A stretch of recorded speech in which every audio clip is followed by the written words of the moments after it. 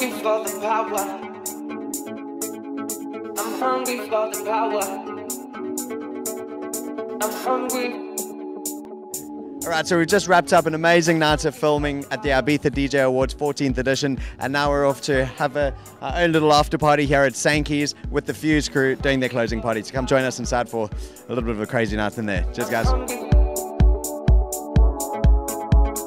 hungry for the power. I'm hungry for the power. Ladies and gents, coming here to the closing week of Ibiza, and I'm at Sankeys in Ibiza with the owner, David Vincent. How you going? In the house. You going well tonight? I think so. I've just got here, so it'll probably get a lot better, you know. Just kind of got there, and you've collared me for this interview. I'm hungry for the power. So, not only the owner of Sankeys in Ibiza, also the one in Manchester, which you started how many years ago, David? 17 years ago, I didn't originally open it. I've had it for the last 12 years, so you know, it's all good. Yeah, it was an amazing achievement to win like best club in the world last year. It was really cool, and it's kind of like I felt after that like my time was done in Sankeys Manchester, and it was about, you know, bringing it and spreading it all around the world, you know. What do you feel has been your favourite, you know, one of the best nights that you've been running over the summer? Oh, you know, I'll give it to Monza. You know, they've really, you know, built the energy. You know, Carnival's really like the dark horse that's really getting up there now. And Carnival, the last week Carnival was great, but you know, Monza overall has been the most consistent party. And it sure is. You know, it's got a 5-6 year history of the island. And what I like about it is that I go there and no one speaks English. I'm the only English person probably there. It's what I really like about it. And it's really good to, you know, because it's funny, there's other interviews going, oh, you know, Sankeys, you know, you're an English club, you know, how does it feel? You know, it's most of you people who come here British. And I say, no, actually not. We're more as successful with the foreigners, believe it or not, which is amazing, because when you do want to go global, the biggest thing is, you know, are you going to kind of adapt, or are people going to accept you? And we've been probably more accepted by the foreigners than we have by the British. I'm hungry for the power. The game just goes on. I'm hungry for the power. I'm hungry. Well, I think one thing that you guys did really well this summer, I noticed, is you really looked after the workers on the island as well, just keeping them coming back, which seems to be a really strong thing to do in Ibiza. You have to do that at the end of the day. They're the life and blood of the island, and you know, if they say you're cool, then you're cool, aren't you? David, what's the big plans for next year? What can we expect to see from you guys? Obviously, don't tell us all the secrets, but the real plan was, New York. We're going to be doing New York for sure, and I had an interesting meeting. Who knows? Maybe London. But you know, the whole vibe of the thing is the 7 Sankeys of the world. You know, Ibiza's the first one, but I think Ibiza's going to take a lot more time to develop. We're kind of at the first stage of where we want to be. You know, there's a lot of tuning to be done. This club's only like 30% of where I know it's going to be, which is cool, because there's, you know, it's good to be in something. You know, Sankeys took me, you know, 12 years of hard work to get it where it is. And to be honest, if I went back, I'd still be keep on tuning it and tweaking it. But it's got a lot of tweaking to do. But this club needs a lot more of my energy. And you know, hopefully by next season, there'll be a big like move again. So, but the year after, yeah, it'll be New York, I think, for sure. David, how long have you been coming to Ibiza for? Right, I was going to show my age.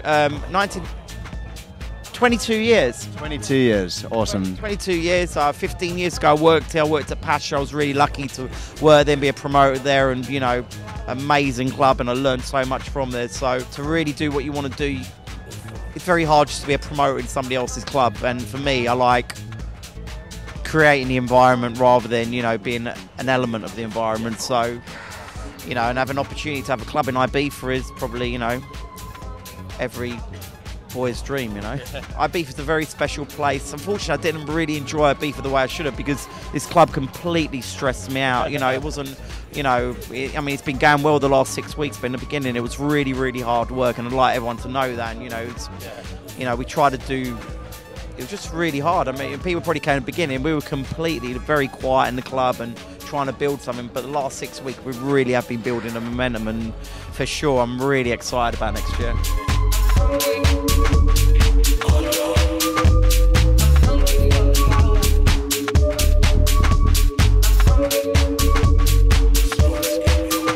I mean, one thing I will say is that what I found really exciting, I mean, that Enzo Saragosa was an amazing DJ, I would say. I'll go on record. He had like this amazing, like really unique sound. Kerry Chandler said, said, like, for a club, all you need is a basement, a red light, and a feeling. I said, no, all we need is a basement, a red light, a Sagosa, and a feeling. I'm really looking forward to getting more involved with him. We've had chats, and, you know, next year he's going to be more involved in the club, and, you know, it's all good. He really felt the club. He loves the basement, and he really liked the whole setup with the sound and the DJ booth. He thinks it's the most perfect DJ booth because, you know, I designed the club the way, you know, I'm a clubber at heart, and I think about what clubbers want to do, and I think it's really important for the DJ booth to be at a certain level and a certain height, because it needs to be within a touch distance. DJs can't feel like they're gods, they need to be part of the crowd. Yeah. So I'm going back to back with Tinny a few weeks ago as well, and that was just amazing. Looked in his elements, loving life. Yeah, for sure. I mean, we know we're doing because of that, we weren't too sure whether to do a closing part. You know, I always wanted to do a closing part the day after DC10, because, you know, whenever I've come out here, I've gone out for the DC10, and I've always thought I need that one more party, you know, just that one more party. And like, originally I did it for the original season, but, you know, about 6 weeks I was really tired, so I said, fuck this, I'm going to shut Monza. And then like 10 days ago, everyone's going, no, but Sankeys really needs to have its own closing part. And I go, you're right. So basically, like, an after party a couple of days ago, I was like, okay, we're going to do it. Spoke to Sagosa, he's up for it, a few others. Lineups coming together, and like there, we came up with that. So we're doing it. We haven't finalised full lineup, but I think it'll be really cool, and there'll be a few surprise guests as well. Midnight till you drop. Fantastic. Lastly, David, look, let's wrap things up so you can get going. Thanks very much, and have a good time out there. Cheers, bye. Had I been here before?